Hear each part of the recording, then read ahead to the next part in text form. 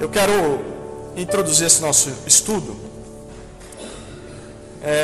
pensando numa situação bem comum na nossa vida. Já aconteceu de alguma vez você chegar ao cinema atrasado e ter que pegar o filme já no seu início? Quem já aconteceu isso? Bom, alguns, mas ainda tem outras possibilidades. Ou você chegar atrasado na sala de aula e o professor já estar dando a aula. Já aconteceu com você? Já. Outra situação, em um culto, você chegou atrasado e o pastor já tinha começado o sermão. Olha que nesse dia você chegou atrasado pra caramba, hein? Passou o louvor aí. Quem já chegou atrasado no culto e pegou a pregação, talvez na metade, no final ou antes do amém? Isso é bom ou é ruim? Por que é ruim? Você perde o conteúdo, né? E dificilmente você consegue entender aonde ele está. Você tem que lembrar, ou descobrir qual texto esse pregador está pregando, o que ele já falou, por que ele está falando isso, ou quem são esses personagens do filme, ou qual matéria esse professor está ensinando, enfim. E é interessante porque se você perde o começo de um filme, de uma palestra ou de uma pregação, você dificilmente vai entender o restante do que vai ser dito e provavelmente não vai conseguir compreender o final, porque faltou compreender o início. E por isso nós vamos entender a mensagem do livro de Gênesis. Porque se nós queremos entender todo o restante do conteúdo da Bíblia, é imprescindível que nós aprendamos sobre o seu começo, sobre o seu início. Então, o primeiro livro da Bíblia, nós vamos ver, ele ensina muito sobre Deus, ensina muito sobre os seres humanos, ensina muito sobre informações importantes para que possamos compreender toda a mensagem da Bíblia. E por essa razão é que nós vamos estudar esse livro ao longo dos próximos domingos. Mas para que a gente estude o livro, eu tomei a liberdade de, nesse primeiro estudo, nós fazermos um panorama do livro e entender como ele funciona, tá bom? Então, nós não vamos estudar um texto específico, vamos olhar para alguns versículos em Gênesis, também alguns fora do livro para entender toda a mensagem dele, tá? O significado, o primeiro ponto nosso aí, Gênesis é o livro das origens, dos inícios. Essa palavrinha é a tradução do mesmo nome do livro na Bíblia hebraica. E na verdade os hebreus deram esse nome para esse livro baseados na primeira palavra que aparece no livro. Em hebraico essa palavrinha é Bereshit, que significa no princípio, no começo. Então, o livro de Gênesis ele tem a intenção de dizer para nós a respeito das origens de todas as coisas. O propósito dele é mostrar para os leitores como tudo começou, de onde as coisas surgiram e qual é a fonte de toda a criação. Isso fica muito claro à medida que você começa a ler o conteúdo do livro, porque ao todo nós vamos ver pelo menos 10 origens de coisas muito importantes para que nós possamos entender todo o restante da mensagem da Bíblia. Por exemplo, nós temos no capítulo 1, versículo 1, a origem do universo, certo? Quando você continua lendo o capítulo 1, versículo 27, nós temos a origem do homem. Depois, a origem do sábado.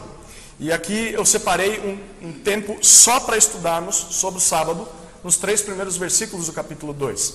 Mas vamos chegar lá. Nós temos a origem do casamento, o que é interessantíssimo, porque ele surge antes da queda ao pecado. E isso nós vamos também refletir. A origem do pecado, capítulo 3, versículo 6. A origem da profecia.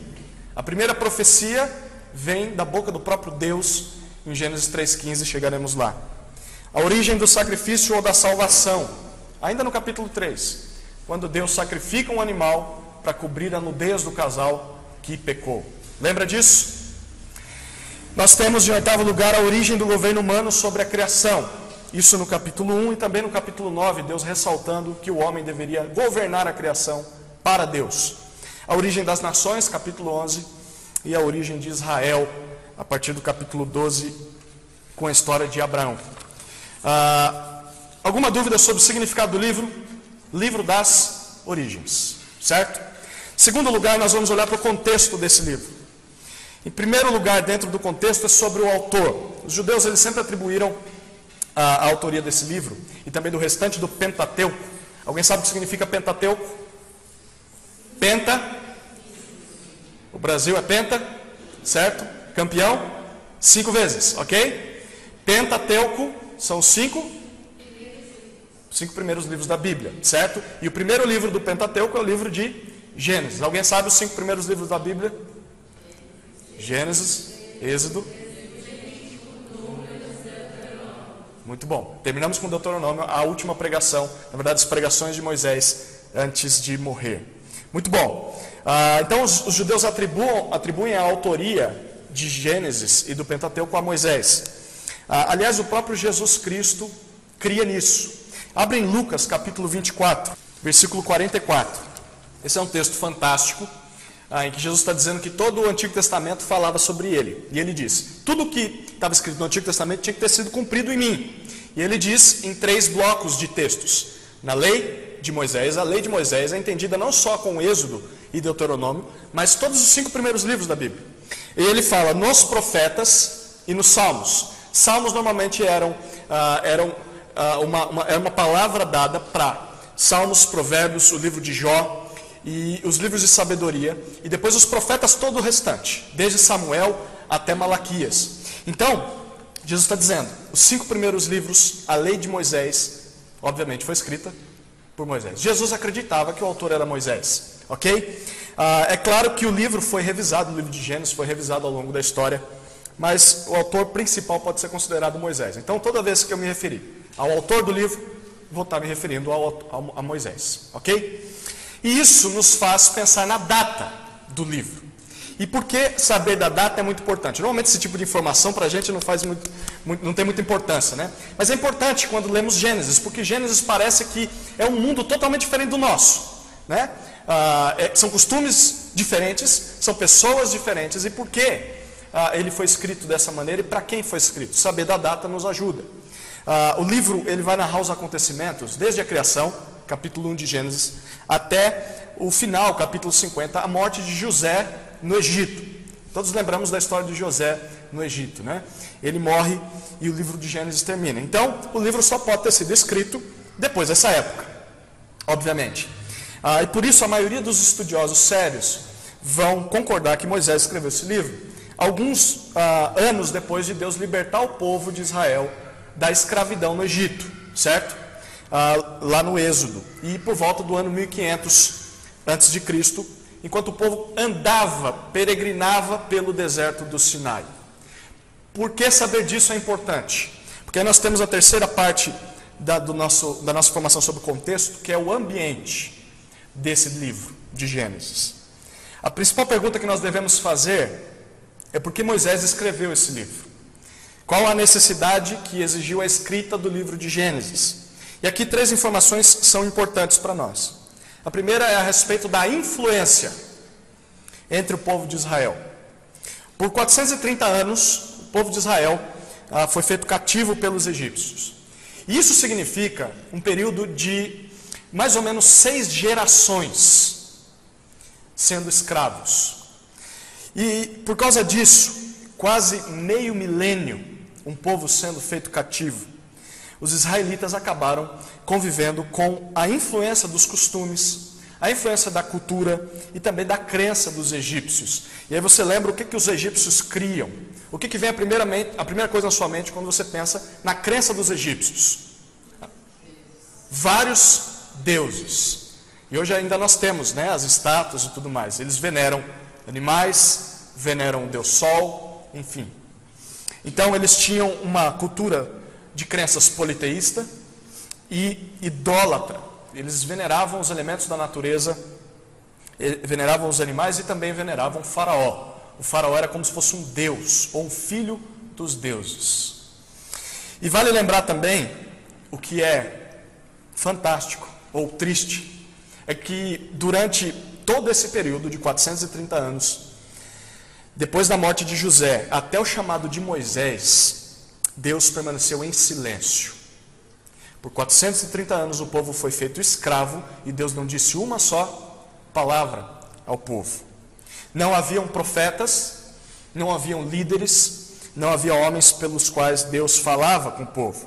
Simplesmente Deus não disse nada por mais de 400 anos. Tente imaginar isso.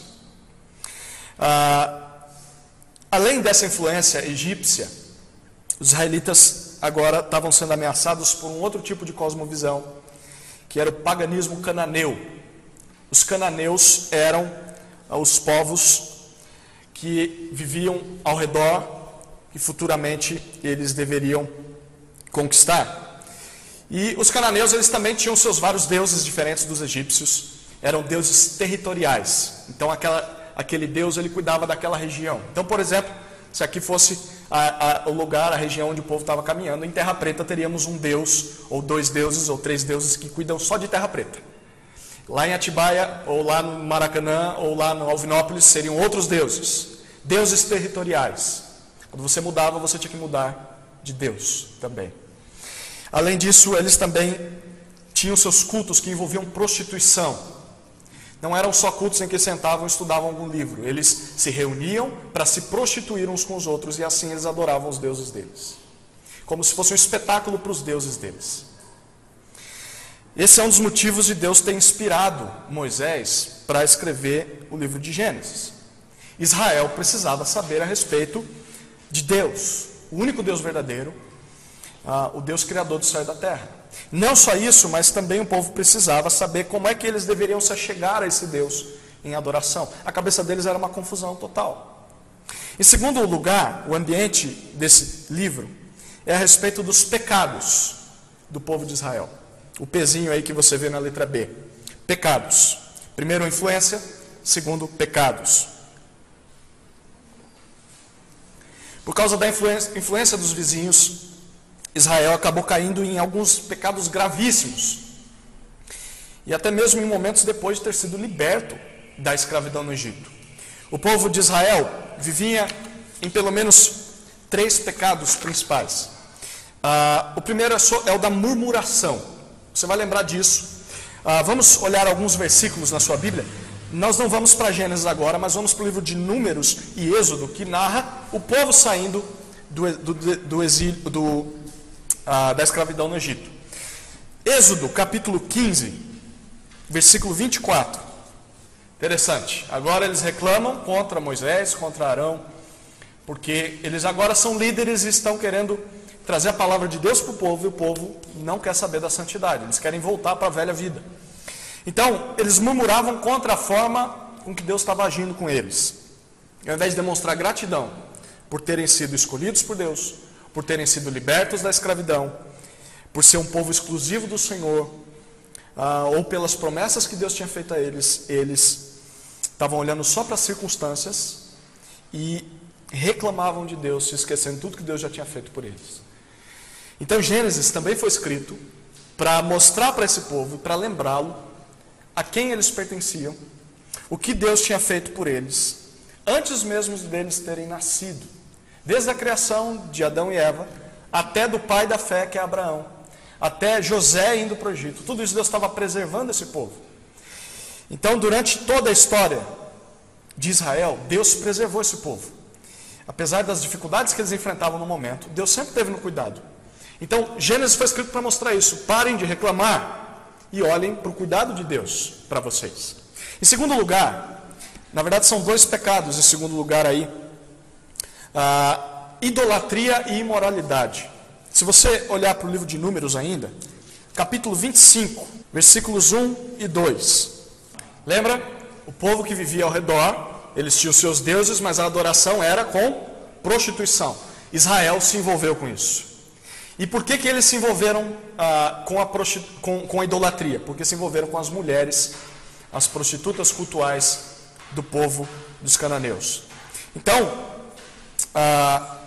o povo acabou sendo influenciado pela cultura onde eles estavam. E o Senhor, obviamente, vai dizer no livro de Gênesis que Ele era o único Deus digno de adoração. Mas mesmo assim Israel estava sendo seduzido pelas crenças, seduzido pelas práticas dos contemporâneos deles. Por quê? Porque os deuses dos cananeus prometiam a fertilidade da terra, prosperidade. Então, na cabeça deles, era muito mais fácil cultuar esses deuses e receber prosperidade no campo do que confiar em Deus, e muitas vezes o fruto não vinha.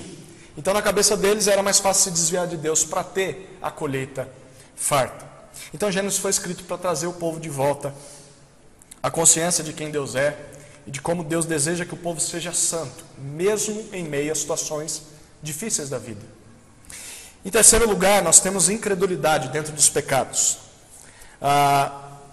O texto um pouco mais comprido, lá em Números capítulo 14, nós não vamos ler por causa do tempo, mas ali nós vemos que o povo de Israel não acredita nas promessas de Deus, especialmente na herança da terra prometida. E aí o que o povo faz? Para variar, o povo murmura e reclama. E foi por essa razão que aquela geração que saiu do Egito não entrou em Canaã, mas peregrinou por 40 anos no deserto. O propósito de Deus era fazê-los entrar, mas Deus sabia que eles iam murmurar e reclamar. E aí Deus dá uma sentença: todos os que saíram, nenhum de vocês vai entrar na terra prometida. É por isso que o povo fica andando 40 anos, para que toda aquela geração morresse. Só 2 daquela geração entram. Quem são? Vocês lembram? Caleb e Josué. Nem Moisés entra, porque Moisés, no meio do percurso, perde a paciência, se ira e faz o que Deus não mandou fazer. Interessante, é por isso que o povo fica 40 anos no deserto caminhando, para que morra, por que pareça, para que a outra geração entre. Então, esse povo tinha recebido de Deus decretos, com termos de que se obedecesse a lei, seria abençoado por Deus, mas também se desobedecesse, seria afetado por maldições terríveis. E obedecer a palavra de Deus exigia a fé desse povo.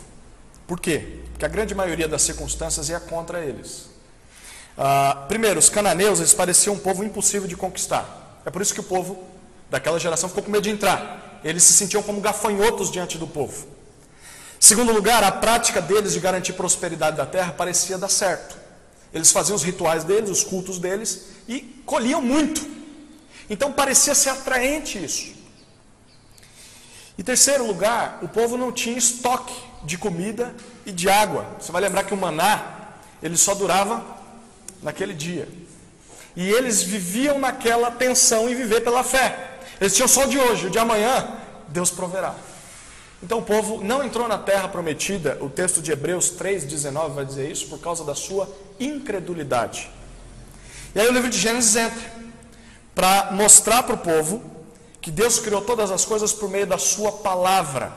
E por meio dessa palavra, ele também preservou esse povo e ele cumpriu as suas promessas. Por isso mesmo, em meia dúvida, eles podiam confiar na palavra poderosa de Deus. Em terceiro lugar, no ambiente aí, o Czinho que você vê aí, nós temos a crença dos vizinhos de Israel. Além de tudo isso que nós vimos, Israel também vivia cercado por muitas teorias a respeito da criação do mundo. Por exemplo, tinha os egípcios que adoravam o deus Ra, que é o deus Sol, certo? E eles criam que tudo foi criado por meio das lágrimas do deus Sol. Em segundo lugar, nós tínhamos os cananeus. E o que os cananeus acreditavam? Acreditavam em Baal e atribuíam a Baal o ato da criação. Nós tínhamos também os mesopotâmios, que depois foram os inimigos de Israel, os que deram origem à Babilônia e à Assíria, que deram muita dor de cabeça na época dos profetas. Os mesopotâmios, eles acreditavam que o universo foi criado entre uma guerra entre deuses. Foi resultado de uma guerra entre os deuses que existiam. Então, cada povo que estava ao redor do povo de Israel tinha a sua teoria da criação do mundo. E por causa disso, Deus decidiu dar ao seu povo um relato exato de como as coisas começaram. Então Gênesis descreve a verdade sobre a criação do mundo. Então, de certa maneira, o livro de Gênesis também é um livro apologético. Alguém sabe o que significa apologética? Defesa da fé. Gênesis também é um livro de defesa da fé. Ele tinha a intenção de ensinar para os israelitas a verdade sobre a criação, mas também servir de base para que eles pudessem defender a sua fé diante de um mundo que tinha várias teorias da criação. É interessante que hoje em dia é bem parecido, né? Uma das nossas tarefas, depois do nosso intervalo, vai ser a respeito disso. Bom, em terceiro lugar, nós temos a estrutura do livro. Alguma dúvida sobre o contexto? Joia. A estrutura. Por causa disso que eu falei agora há pouco, fala, Ana Paula. 1500, por volta de 1500 antes de Cristo. Por esses motivos sobre o ambiente do povo, o livro de Gênesis naturalmente se divide em duas partes. Duas partes principais. A primeira parte, você tem na sua folhinha um desenho à sua direita, certo? Um desenho que eu gostei muito, achei um livro aí muito jóia, bem simples. E a estrutura do lado esquerdo. A primeira parte fala a respeito da origem da raça humana em geral, capítulos de 1 até 11. E a segunda parte, a origem da família de Abraão. A gente vai passar bem rapidamente por cada um desses pontos aí, citando eles. Primeiro, a origem da raça humana em geral. Nesse trecho aqui, que é a primeira parte do livro de Gênesis, capítulo 1 até 11, o autor vai se preocupar em descrever os eventos principais que ocorreram por volta de 2000 anos da história. Segundo uma linha de interpretação, de Gênesis 1 até 11, a gente tem mais ou menos 2000 anos. Essa é uma das possibilidades. Mas, independentemente da época que ele cobre, é uma época bem grande, longa. Porque nesse bloco de capítulos, a intenção do autor não é entrar em detalhes sobre personagens específicos, apesar que ele entra uma vez ou outra, mas tratar de temas importantes para que você compreenda o mundo em que a gente vive. Então ele vai falar de 4 temas principais. O primeiro, capítulo 1 e 2, fala a respeito da criação. Então nós vemos Moisés narrando como Deus criou todo o universo. Os céus, a terra, os animais, os seres humanos. E como ele fez isso pelo poder da palavra. E ao longo do livro, Deus começa se revelando ao leitor. Lembra, o leitor está ali no deserto e ele precisa conhecer sobre quem Deus é. E Deus, nesse primeiro bloco, ele se revela poderoso e sábio ao criar um mundo perfeito, um mundo harmonioso. Em segundo lugar, nós temos a queda dentro da primeira parte do livro. A queda ao pecado, capítulos 3 e 4. E aí nós vemos a descrição de como esse mundo criado por Deus como algo muito bom, ele se tornou no mundo em que nós conhecemos e vivemos hoje. Se você ler Gênesis 1 e 2, você vai ver que o mundo em que nós vivemos é totalmente diferente daquele. Por quê? Capítulo 3 e 4 os 2 capítulos são fundamentais para que você entenda por quê. Porque nesses capítulos, Moisés vai narrar como o pecado entrou no mundo e quais seus efeitos na primeira família da terra. Lembra de Caim e Abel? Capítulo 4 narra sobre isso, os filhos de Adão e Eva que caíram no pecado. E enquanto isso, Deus revela mais algumas características dele. Deus revela o amor e a misericórdia em não nos destruir imediatamente por causa do nosso pecado. E mesmo em meio ao juízo ao pecado, ainda dá chances de arrependimento e meios para que sejamos perdoados. Em terceiro lugar, nós temos o dilúvio. E é uma história bem famosa que normalmente as crianças aprendem na escola bíblica dominical. Mas que adultos não vêem muita importância em conhecer. Mas é muito importante saber a respeito do dilúvio. E aí, o capítulo 5, na verdade, não fala do dilúvio, mas prepara o cenário. Até o capítulo 9 nós temos o dilúvio. Por causa da queda, o ser humano começou a ir de mal a pior. E o homem sem Deus, ele vai de mal a pior. E esse trecho vai mostrar isso. E porque Deus é santo e é justo, Deus teve de agir em punição ao pecado. E esse trecho vai mostrar como, pela sua misericórdia, Deus preserva a raça humana de uma aniquilação total, de uma destruição total, salvando Noé e a sua família. E aqui Deus revela a sua justiça em punir o pecado, mas também revela a sua bondade em preservar a raça humana. Em quarto lugar, nós temos a origem das nações, capítulo 10 até 11. Aqui o foco de Moisés é explicar como de uma só família, que é a família de Noé, como isso acabou gerando todos os diversos povos que nós temos espalhados pelo mundo e também como eles acabaram tendo línguas diferentes. Hoje em dia nós não falamos a mesma língua das outras nações. E por quê? Gênesis 10 e 11 nos explica. Então, nesses 2 capítulos, Deus revela a sua soberania em cumprir o seu plano, apesar da desobediência humana. A segunda parte do livro, nós temos a origem da família de Abraão. E aqui é interessante porque Abraão era a pessoa de quem os israelitas eram descendentes. Por isso é importante eles saberem a respeito de Abraão.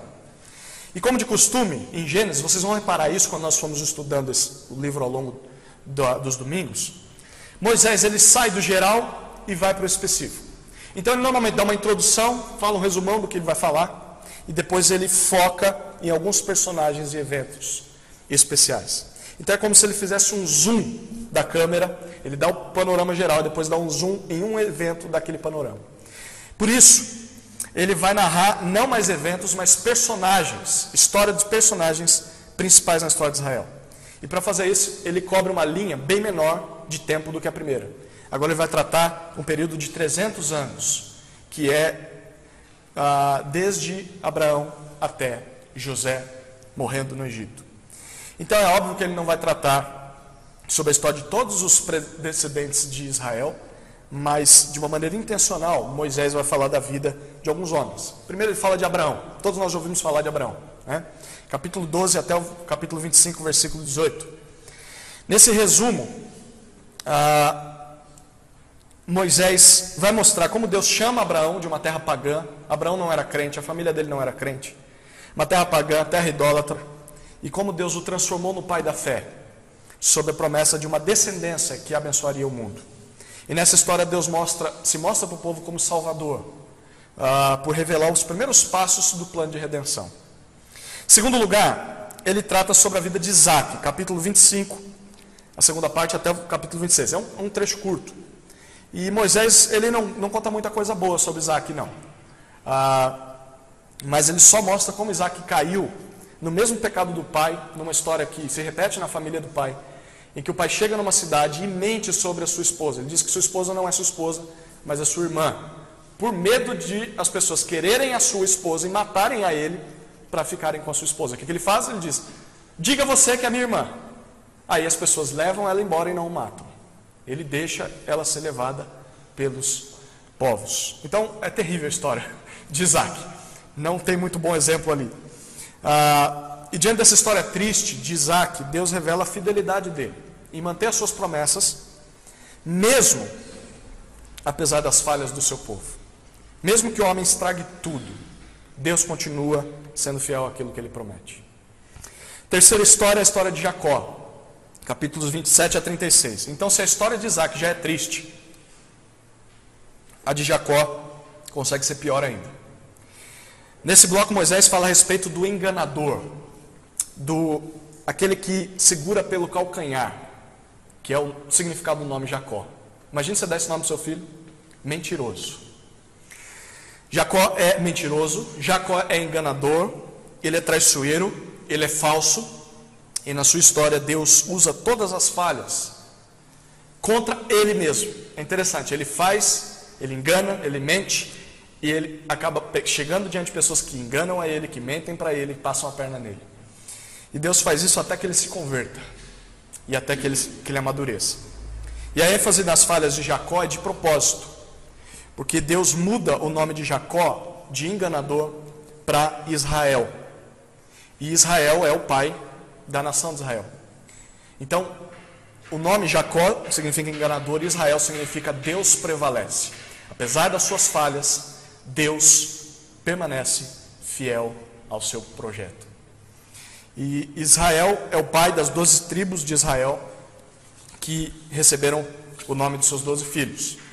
E aqui Deus se preocupa em revelar a sua graça, o seu favor imerecido. Porque se tem alguém que não tinha nenhum mérito diante de Deus, esse alguém é Jacó. E mesmo não merecendo nada, ele experimentou as bênçãos de Deus por toda a sua vida. E é interessante, você lê a Bíblia, parece que ela tem personagens perfeitos, de histórias que nós nunca vamos chegar aos pés deles. Mas se você ler com os olhos bem atentos, você vai perceber que eles são falhos, e são falhos de propósito. Deus querendo nos mostrar que seres humanos são falhos, mas Deus não é falho. O Deus desses homens era fiel, e a nossa história é muito parecida com a deles. As nossas famílias são destruídas pelo pecado. Nós falhamos, apesar de não querermos falhar. Nós damos mancada com os nossos pais. Como pais, nós falhamos na criação dos nossos filhos. Nós brigamos uns com os outros como casais. Mas mesmo assim, Deus continua sendo fiel às suas promessas. E Ele está sempre disposto a consertar os nossos erros. E Gênesis foi escrito para mostrar isso para o povo. Apesar dos seus pecados, Deus não desiste de cumprir aquilo que Ele prometeu. Ele vai salvar vocês, apesar de vocês. Então o livro termina contando a história sobre José. E aí é interessante, do capítulo 37 até o 50, nós temos 1/4 do livro de Gênesis. 25% do livro fala a respeito desse personagem. E pode parecer um grande parêntese na história de Gênesis e da família de Abraão, mas no final, Faz todo sentido. Porque enquanto Judá é o filho mais novo de Jacó, enquanto ele está falhando no seu papel de ser o filho que segue os passos do pai dele na fé, o irmão dele, que é José, é levado para longe da família e pela provisão de Deus. Apesar de tantas injustiças, ele acaba sendo um instrumento nas mãos do Senhor para preservar a raça humana, incluindo a família de Abraão, da extinção por causa da fome. Então, Deus termina o livro de Gênesis revelando a sua providência em cumprir todos os seus propósitos, mesmo em meio ao sofrimento do seu servo José. Então, a história de José também tem um propósito de mostrar para a nação de Israel como que eles acabaram indo parar no Egito e ficaram presos ali por mais de 400 anos. Bom, alguma dúvida sobre a estrutura do livro? Nessas nossas exposições nós vamos só até o capítulo 12. Na verdade vamos estudar o primeiro bloco do livro, porque senão a gente tem que fazer uma pausa, né? Então, a primeira parte nós vamos estudar aí ao longo dos domingos. Vamos para a mensagem, que é o último ponto nosso sobre esse livro, antes do nosso intervalo. A mensagem do livro de Gênesis. 2 pontos aqui são importantes a respeito da mensagem do livro como um todo. A primeira é que Gênesis aponta para Cristo. Gênesis aponta para Cristo, Jesus Cristo. Há um tema muito especial que corre por todo o livro de Gênesis, a ideia de um descendente. A palavra hebraica zerá, que é descendente, ela aparece 172 vezes em todo o resto do Antigo Testamento, e só em Gênesis ela é repetida 59 vezes. Significa que é uma palavra muito importante. Ela significa semente ou fruto e traz a ideia de descendência. E desde o capítulo 1, nós vemos Deus revelando o seu plano de salvação por meio de um descendente, por meio de uma descendência, desde Adão até Judá, termina o livro. Então o livro narra como Deus preserva essa linhagem, tanto que em hebraico o livro é dividido por descrições das gerações de alguns personagens. Ele vai dizer, essa é a geração de Adão, essa é a geração de Noé, essa é a geração de Abraão, essa é a geração de Isaac, enfim. Mas por que isso é importante? Porque é dessa linhagem que vai nascer o Salvador, Jesus Cristo. Então, ao longo de todo o livro, Deus está dando dicas de que o seu propósito em escolher um povo na terra é fazer que por meio desse povo nasça aquele que vai resolver de uma vez por todas com o problema do pecado. 3 profecias deixam isso cada vez mais claro. A primeira, em Gênesis 3,15, vamos ler lá. Então, o primeiro ponto aí que Gênesis aponta para Cristo é a respeito do descendente da mulher. Você percebe que em meio ao juízo da serpente, é isso que Deus está fazendo aqui, e ele promete que a serpente será vencida por um descendente da mulher. É interessante que é por isso que Adão chama a sua esposa de Eva. Olha o versículo 20. Eva significa mãe. Por que ele dá esse nome para a mulher? Porque ele creu na promessa de Deus de que ela seria mãe e ia gerar um Salvador. E é por isso que ela fica tão feliz quando ela tem o seu primeiro filho. Lá no capítulo 4, versículo 1, olha o que diz. É aquele que vai vir, vai acabar com a serpente. Ela acreditava que aquele era o Salvador. Só que aí depois ela tem um segundo filho e ela descobre que o primeiro não era. Porque Caim, o nome significa lança, flecha. Abel significa vaidade. Então é bem provável que quando ela tem o segundo filho, ela desanimou já. Porque ela imaginava que ia ser o primeiro. Aí nasce o segundo, eu não acredito mais nessas promessas. E aí, o único filho que era justo é assassinado pelo primeiro. Imagina o desânimo dessa família. A gente vai chegar lá no capítulo 4. Aliás, por causa desse tema, de que vai nascer um Salvador, um filho homem das mulheres, que as israelitas se sentiam amaldiçoadas por não terem filhos. Você vê esse tema percorrendo em todo o Antigo Testamento, né? As mulheres se sentindo mal porque elas não podem ter filhos. E por quê? Porque se elas não pudessem ter filhos, elas não poderiam contribuir com a vinda do Salvador do mundo.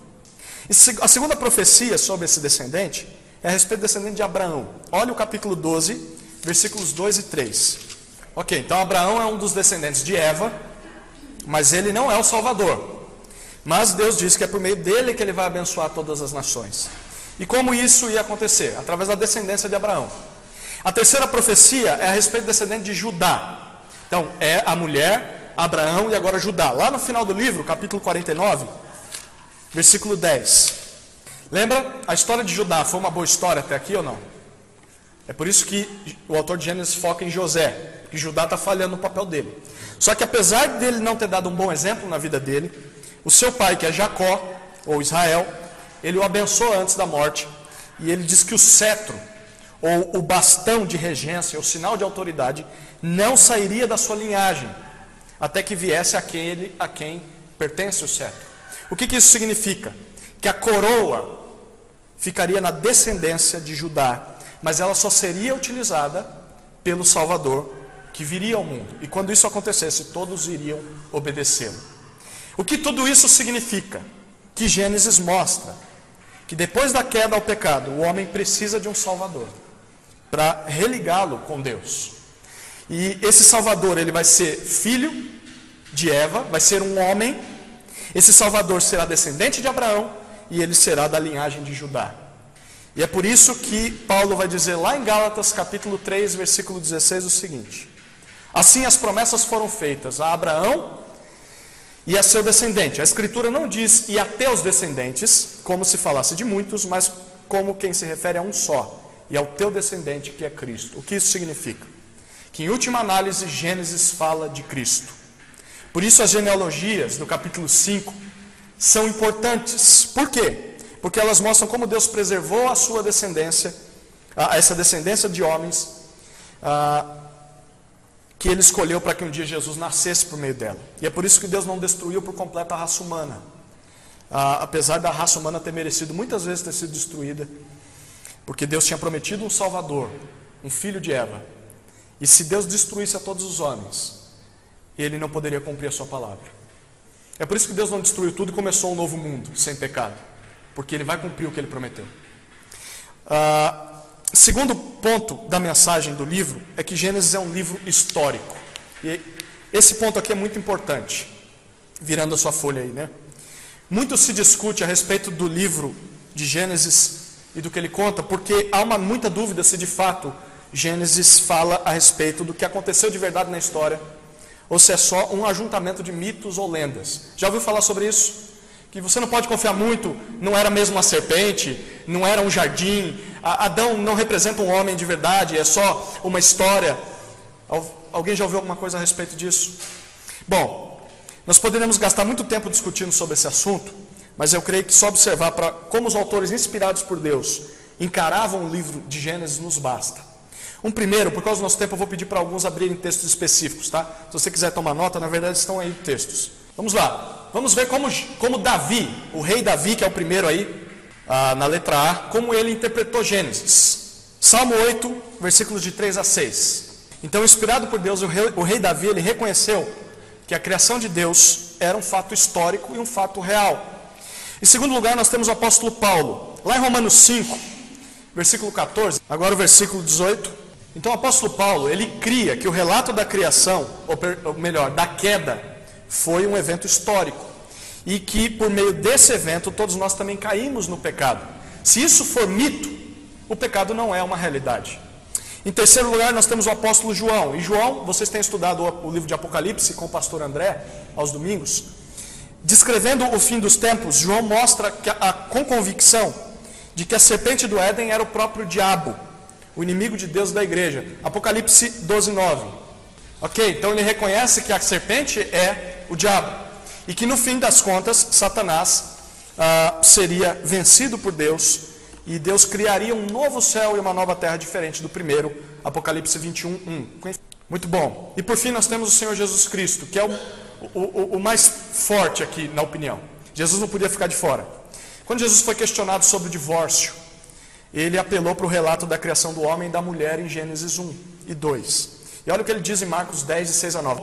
Então, para Jesus, esses dois capítulos eram reais, eram históricos e não mito. E por isso ele baseia a posição dele sobre o casamento. Então, nós podemos concluir que Gênesis nos apresenta fatos reais, fatos fidedignos, porque foi assim que os autores inspirados por Deus, bíblicos, e o próprio Jesus interpretavam esse livro.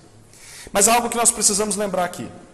O fato de que Gênesis não tem a intenção de ser um livro científico que narra todos os eventos da história humana. Em primeiro lugar, o livro de Gênesis ele vai mencionar, sim, fatos e elementos da ciência. mas ele não tem a intenção de descrever os processos científicos de maneira detalhada. Então tudo que ele apresenta é na perspectiva do homem normal, contando uma história e não de um cientista. Então por isso nós não vamos encontrar no livro de Gênesis detalhes específicos sobre a formação da água ou da terra, e muito menos a citação da vida ou da extinção, por exemplo, dos dinossauros. Simplesmente porque o autor não quis falar a respeito desse assunto. Então Gênesis não é um livro de ciências, mas um livro que mostra o início do plano de salvação de Deus ao homem. Isso é muito importante ser lembrado, porque seu professor de ciência vai atacar isso. Seu professor ateu, ele vai dizer a Bíblia ela é falha na ciência, mas ela não tem esse propósito. Segundo lugar, Gênesis não fala a respeito de todos os homens que já existiram, mas somente de alguns homens. Então, como nós vimos, são só 4 personagens os mais importantes para Moisés, que é Abraão, Isaque, Jacó e José, além de Adão e Noé. Por isso, nós não vamos ter muitas informações sobre os filhos, os outros filhos de Adão, por exemplo, ou sobre as mulheres com quem esses filhos se casaram, porque, de novo, a intenção de Moisés não é dar uma árvore genealógica que nos ajude a contar os anos da terra. É por isso que a contagem de 2000 anos é só uma proposta, porque tem gente que pega as linhagens e tenta jogar uma data ali. A intenção de Moisés não é essa. A intenção de Moisés, com todo da história do livro, simplesmente é escolher quem ele gostaria de falar, e assim acabou deixando algumas pessoas de lado. Nós não vamos ver todas aí. Conclusão, eu quero destacar 3 lições. A gente vai ter o nosso intervalo, porque eu já estourei meu tempo faz tempo. Primeira lição sobre o livro, e vocês vão tratar algumas aplicações nos grupos aí, é que Gênesis não é um livro de histórias isoladas e desconexas. Tem um fluxo, tem um objetivo, tem um rumo. Então, se você ler Gênesis dessa maneira, vai ser muito mais fácil você compreender o significado desse livro. Segundo lugar, uma visão errada de Gênesis provoca uma visão errada da Bíblia. Porque se você não entende alguns temas importantes presentes em Gênesis, é possível que você não entenda mais nada no restante da Bíblia. Por exemplo, se você não entende a queda ao pecado, você não vai entender plenamente por que o homem precisa de um Salvador. Se eu não estou perdido, para que eu preciso de um Salvador? Se você não entende a santidade de Deus, em Gênesis apresenta isso, você não consegue entender por que Deus vai punir o pecado. Por isso nós precisamos ler Gênesis, estar atento a esses temas principais. Em terceiro lugar, Gênesis fala de Cristo. Então, nosso Salvador está presente em cada uma dessas páginas, de alguma maneira. Isso deve nos motivar a ler Gênesis, e não só o Evangelho de Mateus, de Marcos, Lucas, João. Mas ler Gênesis com a expectativa de que assim nós vamos conhecer mais a respeito do nosso Senhor, do nosso Salvador. Amém?